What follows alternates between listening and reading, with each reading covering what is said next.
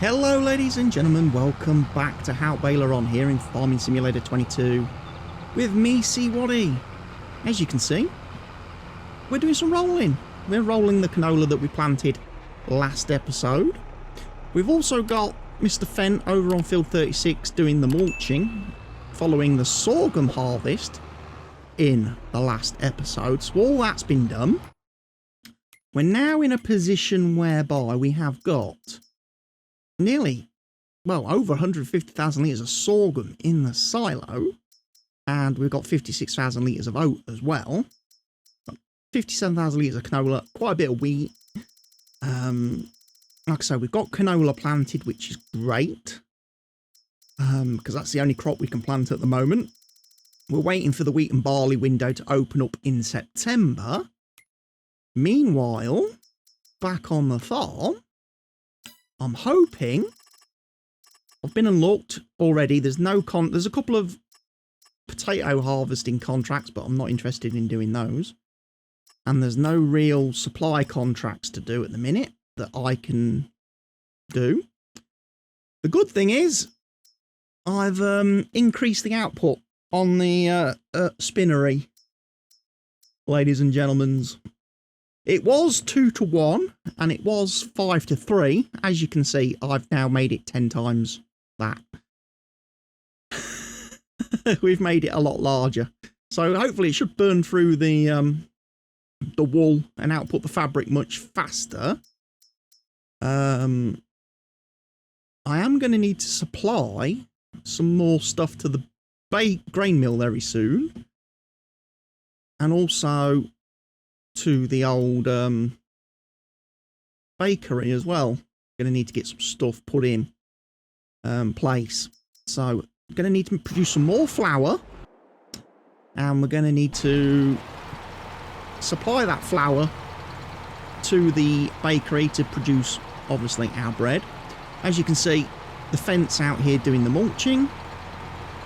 We will then need to get this field all nicely fertilised and then get it cultivated.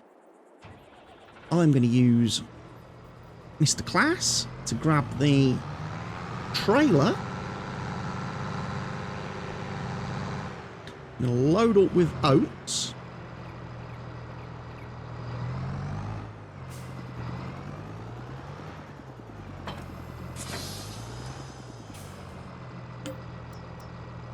Might have to do 2 journeys with this.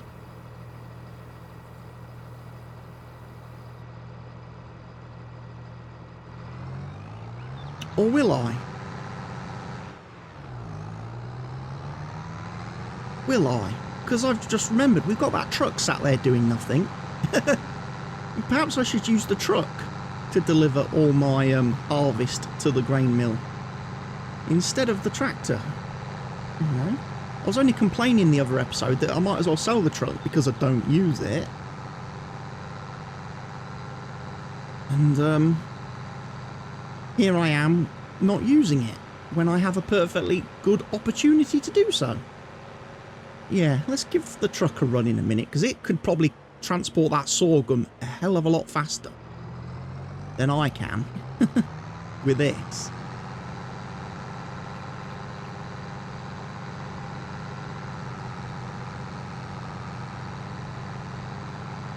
But yeah, I was looking to speed up the, obviously, the productions built into the map. I did make the slight mistake though. I went into the game files and I went into the placeables and I edited the placeables, the spinnery and that. And then when I reloaded the map, nothing had changed, and I was like, that's a bit weird. It wasn't until I went back and looked in the folder that the actual placeables for the maps are in completely separate folders. They're not. They're in their own folders. They're in the map folders. So, like, the productions on the maps are completely different from the productions in the placeables section. So if you're trying to edit the productions on the maps to be a little bit more faster outputting, yeah, you need to be looking in a completely different area to find the files for that. Took me a little while to get my head around that.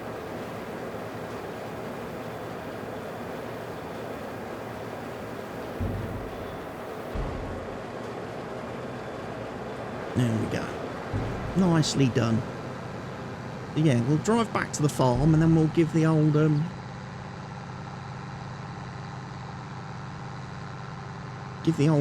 truck and trailer a chance, because the truck should be able to cope with the sorghum.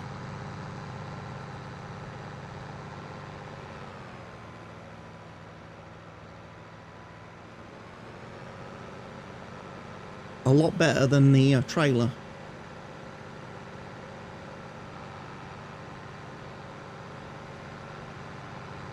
Again, I'm still looking at maybe buying some more land. I would like maybe to buy that field. Not that one there, next to the cheese factory. No, I don't want to buy that one. I want to buy the one next to field 36 that's just north of our grape orchard. I would like to buy this field here, I think, is the field I want to buy next. I just don't quite have enough money at this moment in time to do so. I forget how much that field is off the top of my head. 326,000, we're nearly there. I imagine if we sold something, we could afford to buy it. It might be a case of doing the lettuces.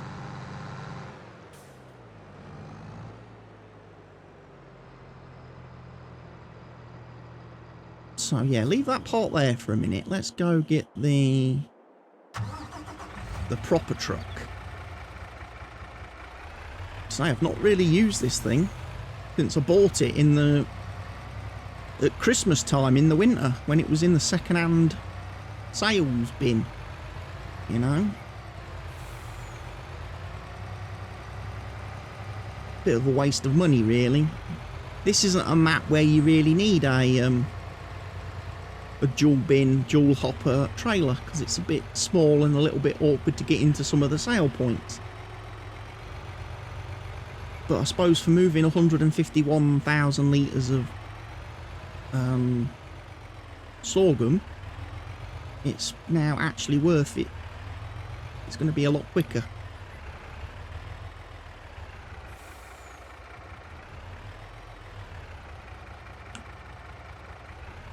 I might need to actually park that a bit more under the trigger.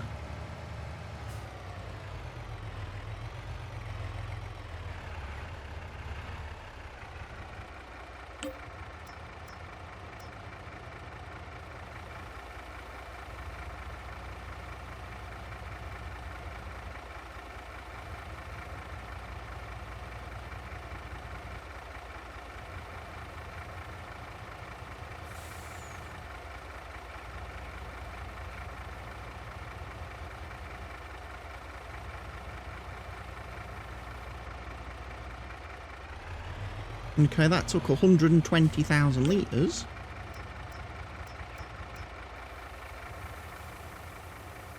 In one go. I'm going to take the rest of the oats as well. The 30,000 litres of sorghum we've got left in the silo, I might choose just to sell that, just to get a little bit of money, which would enable me to buy that field that I want.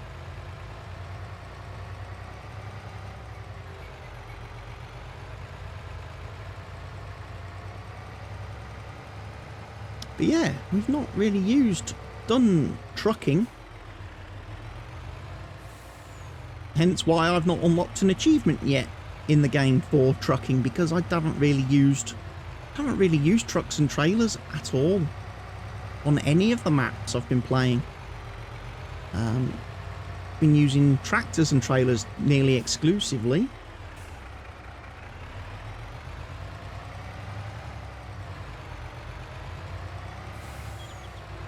Again, purely and simply because so far on all the maps I've played, whether it be Elm Creek, Haut Beyleron, even Calmsden to some extent, I haven't felt like I've ever got enough crops in my silo. I haven't accrued enough stuff in my farming time that I've needed to have a truck to sell it. I've never had massive volumes of stuff. You know? As strange as that sounds, I've not had a massive need to buy a truck on any map. I'm not sure why I bought it on this one, apart from the fact, like I say, it was like 67% off in the second-hand sales market thing. So I was like, yeah, let's grab one.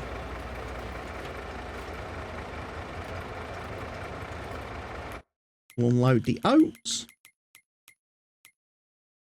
Make sure we've got that turned on, so we can output flour a lot faster.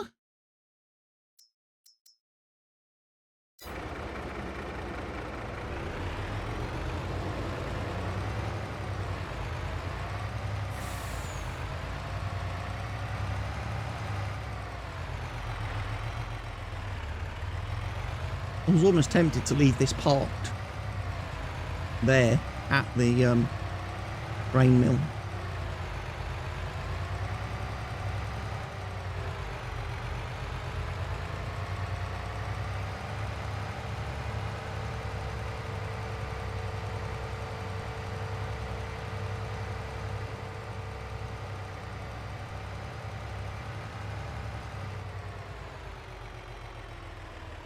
Could, however, park it here. Right, you finished that field, have you?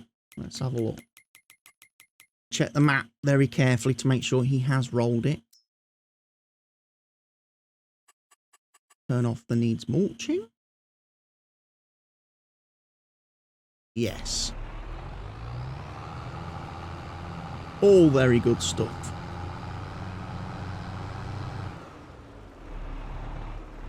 So now we can do this field as well.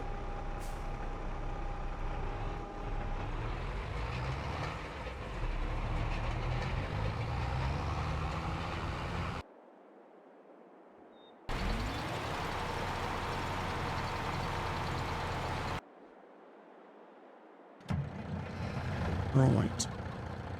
Yeah, the sheep, they're okay.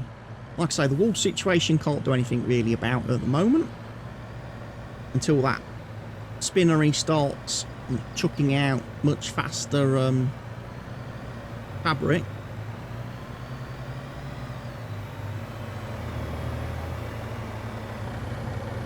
But we can get the lettuces picked up, get them sold.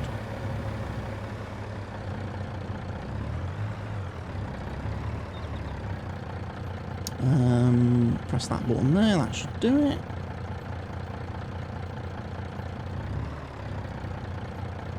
You got any more for me?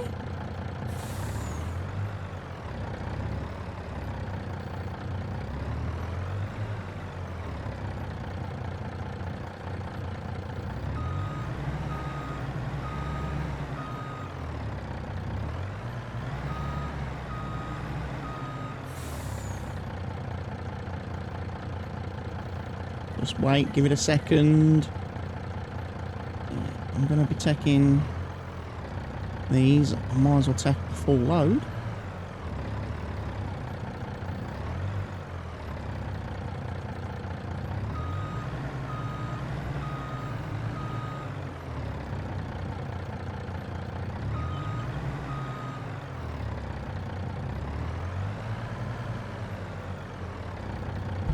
That's it, we're full.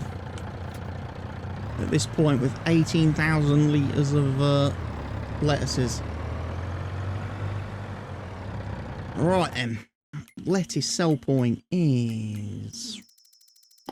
Best place for lettuces. Have a look. Today, I know the price is not great. But it's the farm shop. It is the farm shop, as per usual. So, let's pallet drop. Off you go, good sir. You go do that. Right, so we've got fertiliser rolling underway of our canola. Like I say, Mr. Fenn is doing an excellent job of mulching.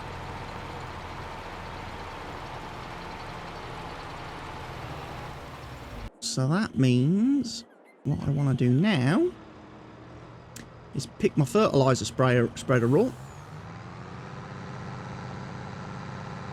Go do some fertilising.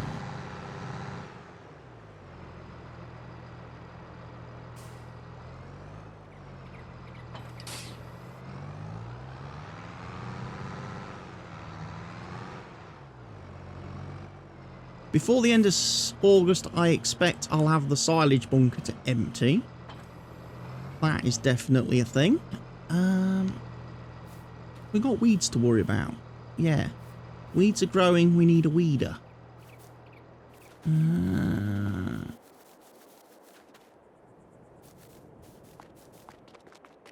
I've got a weeder in there. Right. So after I've fertilised, I can start weeding.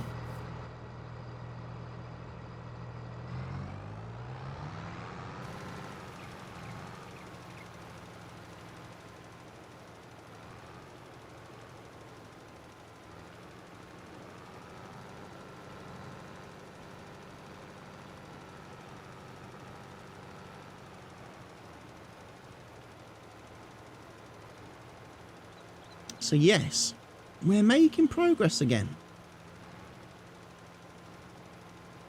And like I say, I'm pleased I have not had to resort to having to buy a farm shop just to be able to sell wool. At least I found a way that kind of works with the production system. I can convert me wool into fabric using the spinnery that already exists, that I've already bought and paid for. You know. I suppose for, you know, if we're talking law reasons for why my spinnery is now suddenly capable of outputting more fabrics and stuff than it used to do, I've done a comprehensive review of the workforce, sacked all the lazy layabouts, and I've brought in and updated equipment throughout the whole of the spinnery to improve its efficiency and therefore improve its output. So I've got better workforce, better employees, better trained, and I've got more modern equipment and machinery that operates more efficiently. Therefore, we're capable of outputting more product per hour than when I originally took over the spinnery. The spinnery was a bit old-fashioned, a bit old hat when I took it over. I've now invested in it. That's the law reason. That's the roleplay reason for why it's now working more better. More betterer. Shall we say. I just can't believe, honestly, some of the production rates on some of these buildings. I don't know who at Giants was responsible for coding those, but they're ridiculous. They're so slow. You're waiting fucking months for it to output and generate anything. You know? Meanwhile, you're backing up with product that you can't get rid of. You can't do anything with.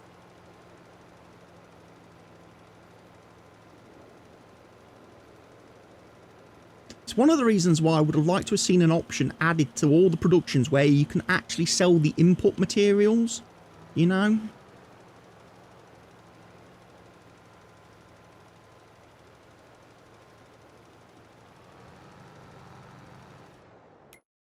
So like, for example, we go down to the bakery. If we have got a ton of flour in the bakery and, you know, we're only out, you know, we're outputting our bread, we could maybe sell some of that excess.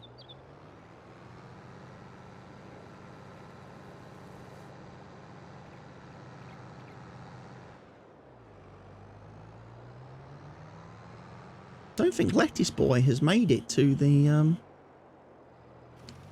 pallet drop yet, has he?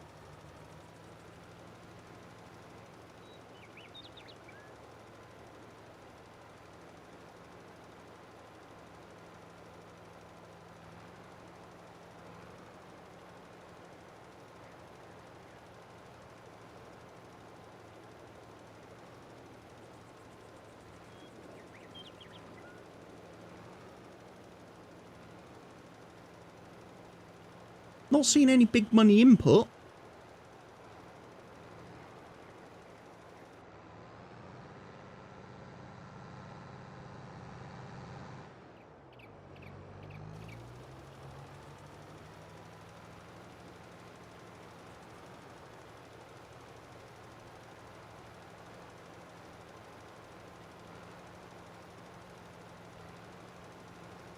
I need to go and check on him, see if he's fallen over.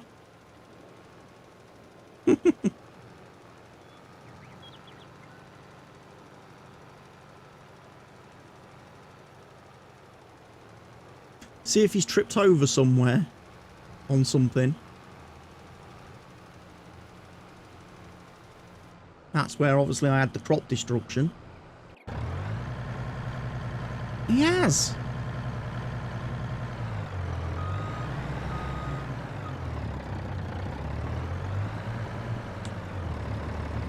Come round that corner like a loony. He has. And I'm guessing with the weight of all the lettuces on the back, it's pushed him. He's slid across the road and gone straight into that boulder.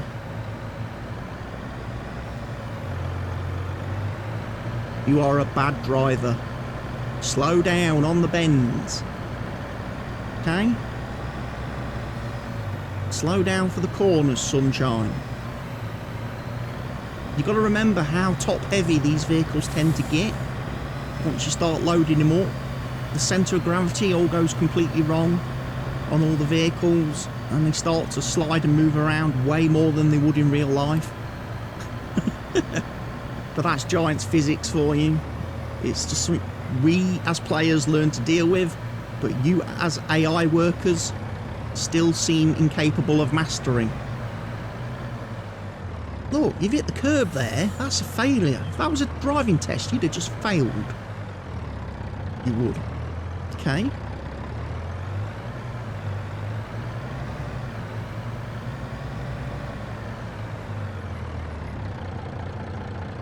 You have reached your destination.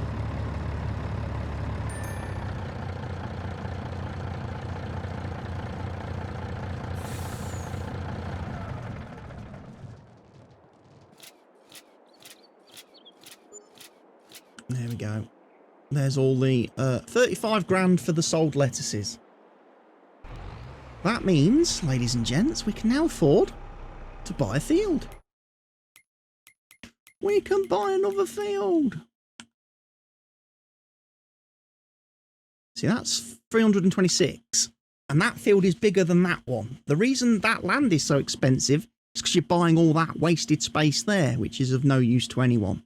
I would have liked to have bought this field down here as well, but unfortunately, I've got to buy all this forest area as well, which I don't want and don't require, which bumps the value up. So, out of all the fields, that one's probably, actually 31's probably not bad.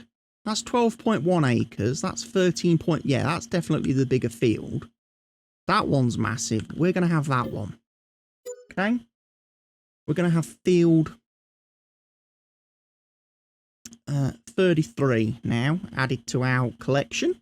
So you can see we're starting to, like I say, the end goal of the series for me, my ideal end goal, is that I own everything sort of south of the town.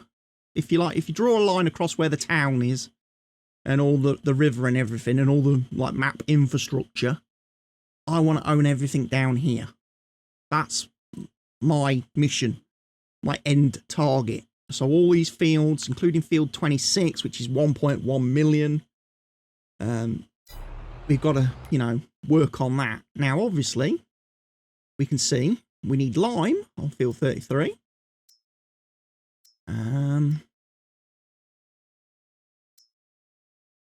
Does it need to be ploughed?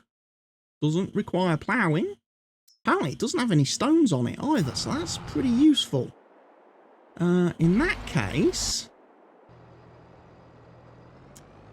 I think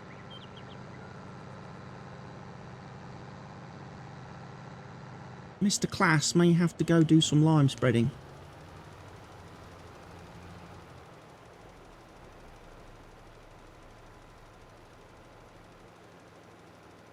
I may also need him to drive slightly ahead of Mr. Rollerman to overtake him.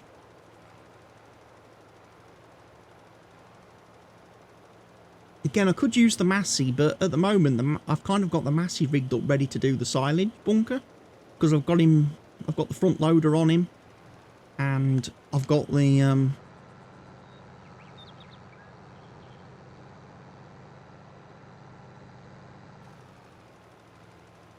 front loader on him, and I've got the weight on the rear, so I don't really want to have to go and unmount him.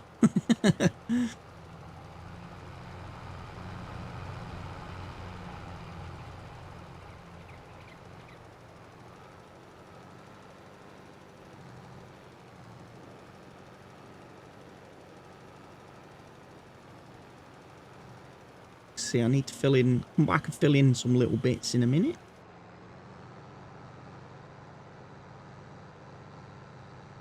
Not been doing this with GPS, you see, so my lines aren't exactly neat and straight.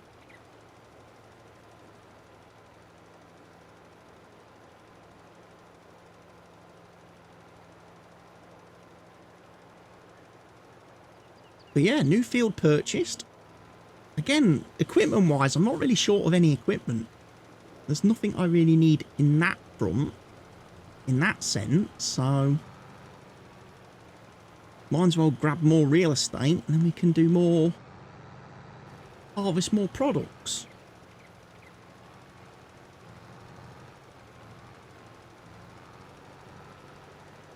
It's like wheat.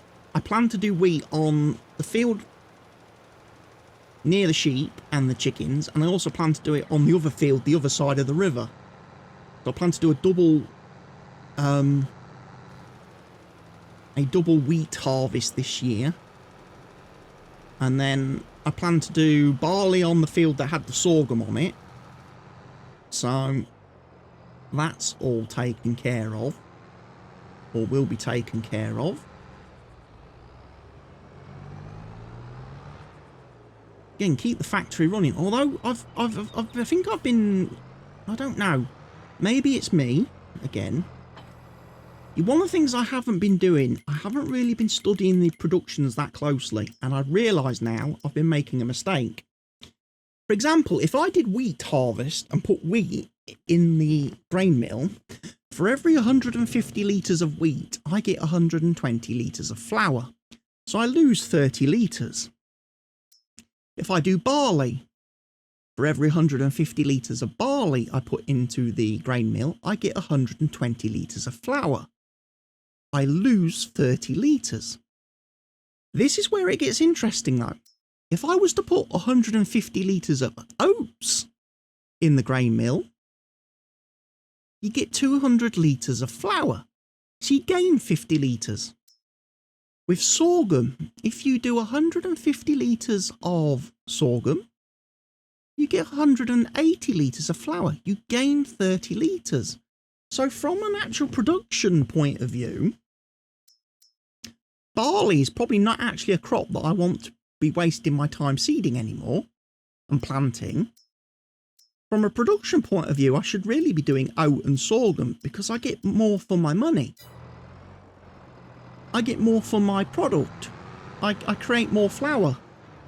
And more flour ultimately means more bread, which ultimately means more profit when I come to sell it. No, I don't want that.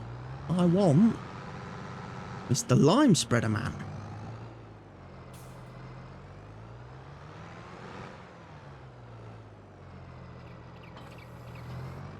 And I need to fill up Mr. Lime Spreader Man.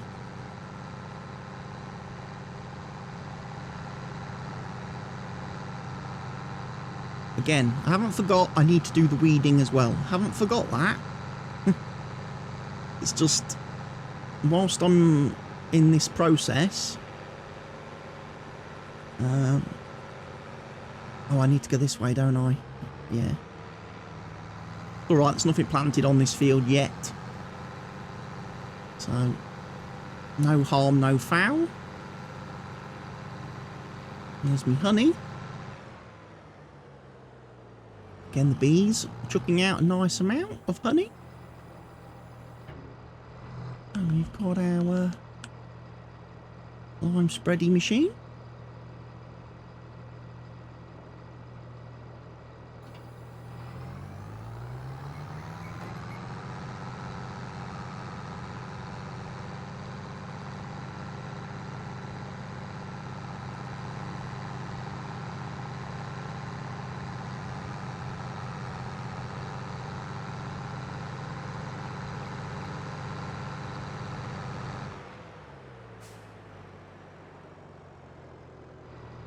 Yeah, this is the field then. This is my new field.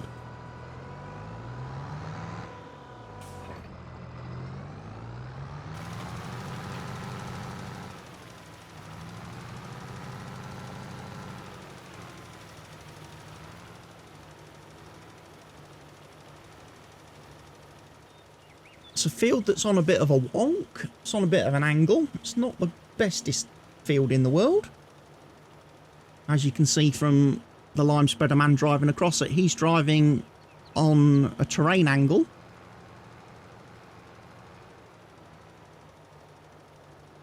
And is moving away from the edge of the field.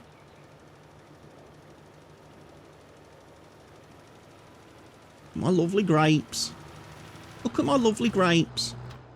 Weirdly, on one of my videos recently, the one where I was doing the work in the grape field and everything, and I was doing all the mulching and subsoiling in between, I noticed Mr. Helgi left me some comments about, oh, maybe you should have planted these further apart.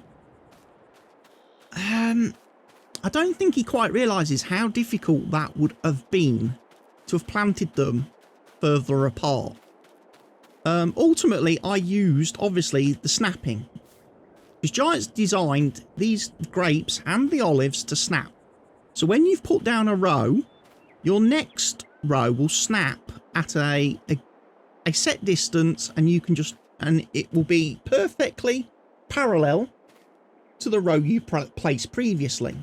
So every row is perfectly parallel. They're all parallel. Every single row of these grapes is the same distance from the row previous to it and the row next to it. Okay? The only thing you have to do, which obviously I didn't do, was make sure when you plant your first row, you get them, you know, straight.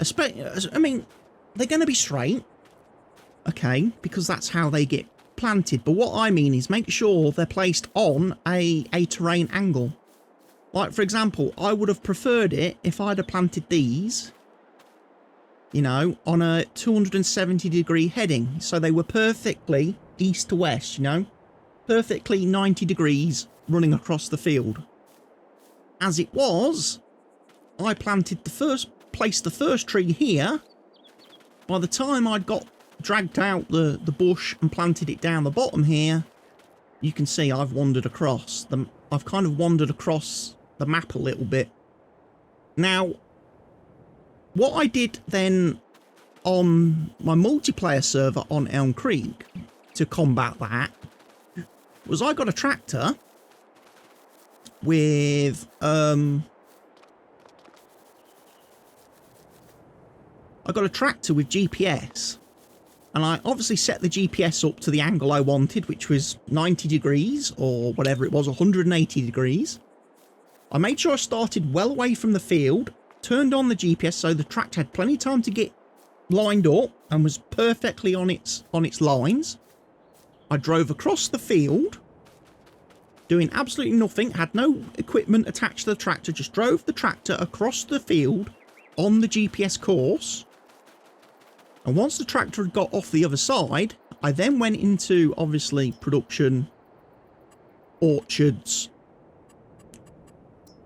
grabbed my olive trees or whatever I was planting, and I basically, what I did, well, let me go over here, because you probably can't see it on there.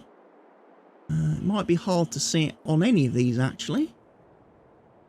Because he's not really leaving... They're not leaving tyre tracks, are they? I know probably the roller man will be. He might.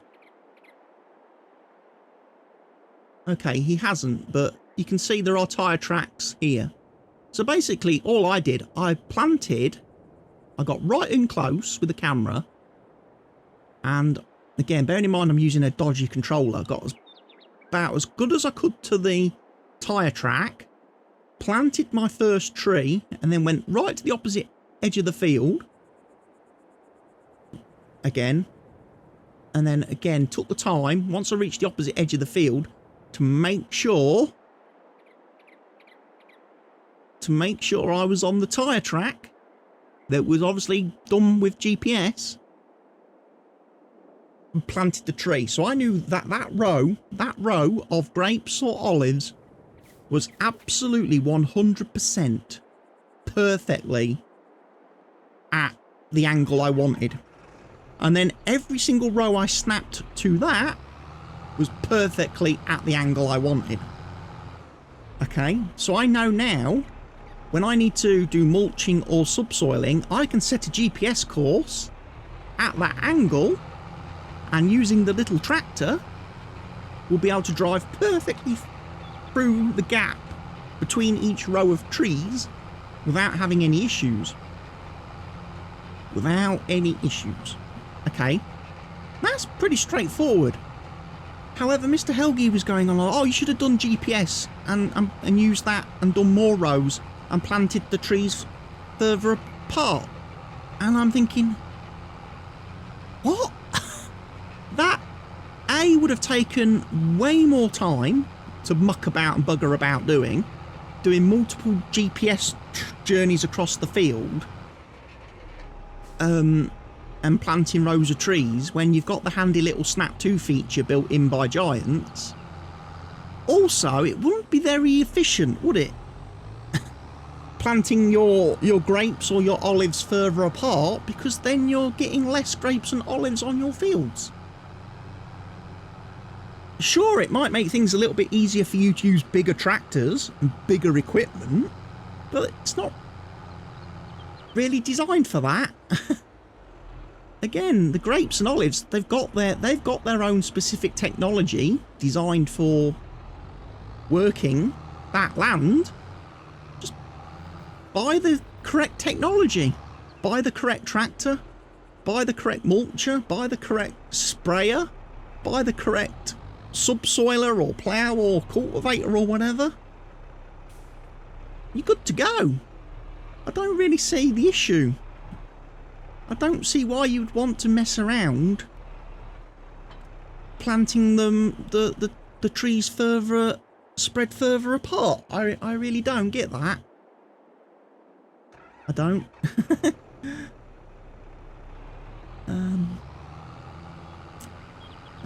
I must admit that confused me. Normally Mr. Helgi comes out with some real, sensible suggestions, but he must have been smoking something that day when he came out with that one.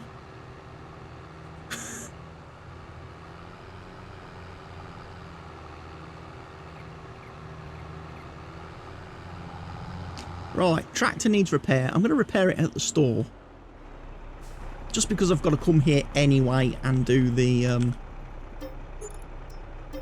I need to refuel it. And this thing's been doing some miles already. Since we bought it, this thing's been doing some miles.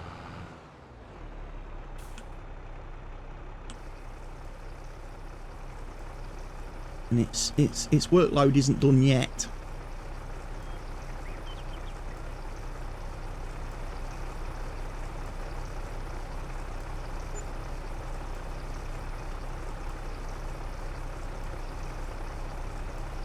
So yeah, we've got an extra field now.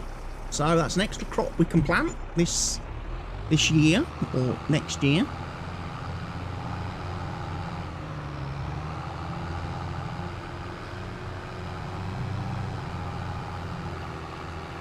Might be an idea on field 31 to chuck on that new field I've bought. Forget the number of it now. 33. It might be an idea to maybe chuck oilseed radish on it.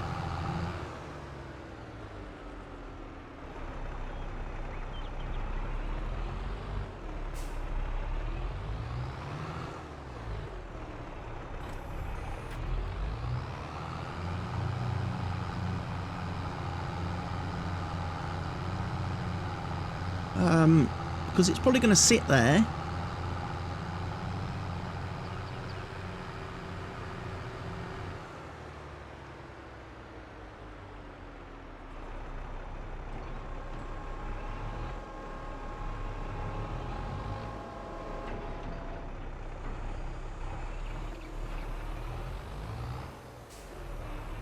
I'm going to unfold it first.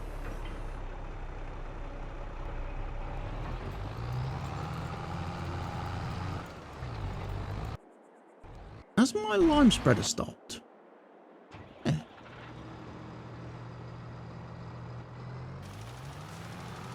I'm not sure why.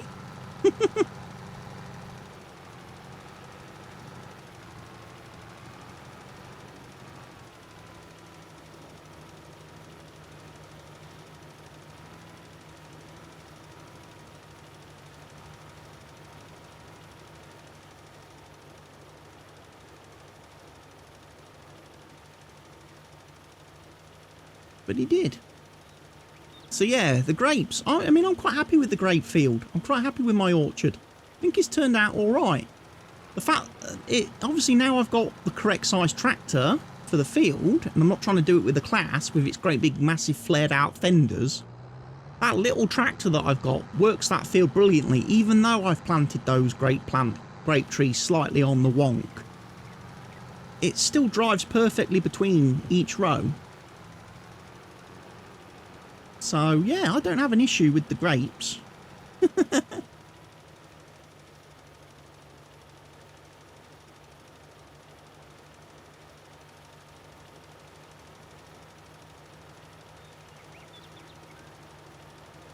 Looks like it's missed some bits when it's harvested, this field.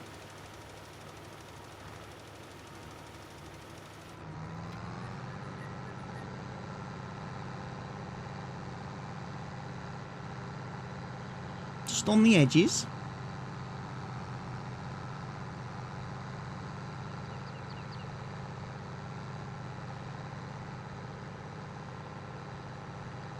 Probably bring the mulcher over here next, actually.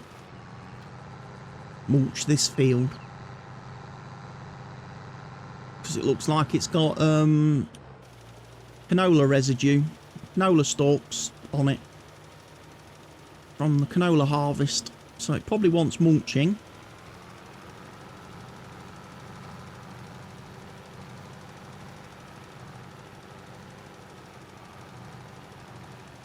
And then fertilising, cultivating, etc, etc.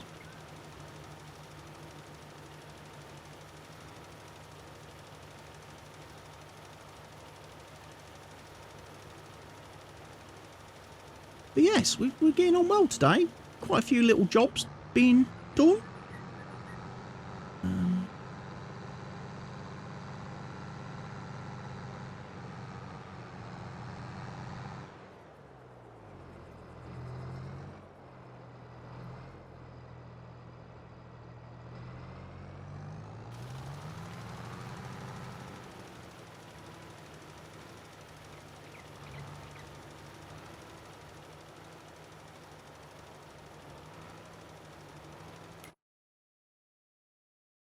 It's got some weird fertilising. It's a bit of overspray on one side and a bit of overspray here. Interesting.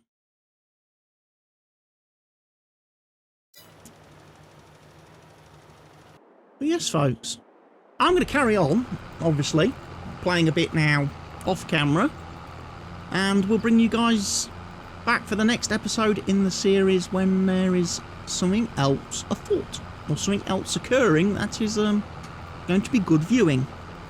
So thank you for watching today's episode, everybody. I really hope you've enjoyed it. If you have, please make sure you've clicked that like button for me. Please remember to subscribe to the channel if you're not doing so already. Leave me comments in the comments section down below, and share the video with everyone you can, everywhere you can. I've been CWATTY. This has been Haut Beyleron. Take care of yourselves. Stay safe. Goodbye for now.